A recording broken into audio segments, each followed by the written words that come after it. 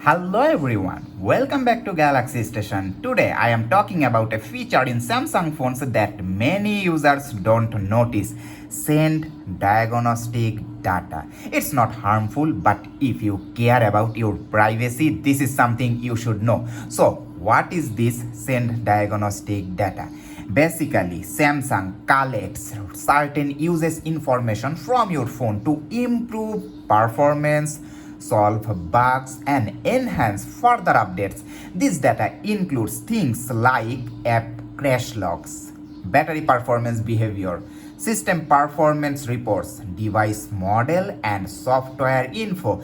But according to Samsung, don't worry, it doesn't send your photos or videos, your messages, your contacts, anything you personally type. So it's not spying or sending your personal files according to Samsung. But yes, it does share your device information, and for some users that's still something they want to control.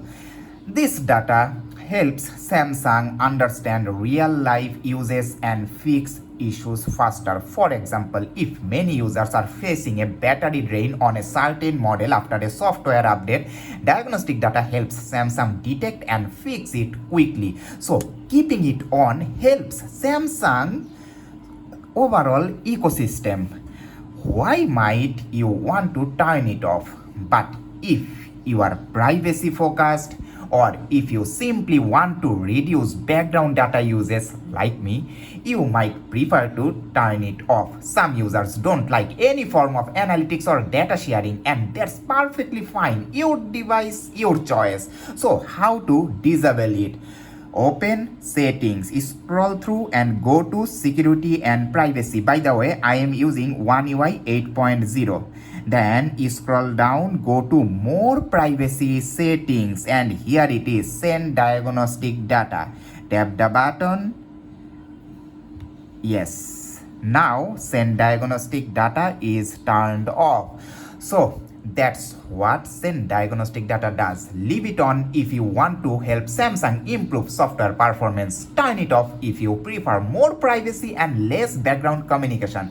Let me know in the comments, will you keep it on or off? Don't forget to like, subscribe, and share these tips with other Samsung users. Thanks for watching. See you in the next one.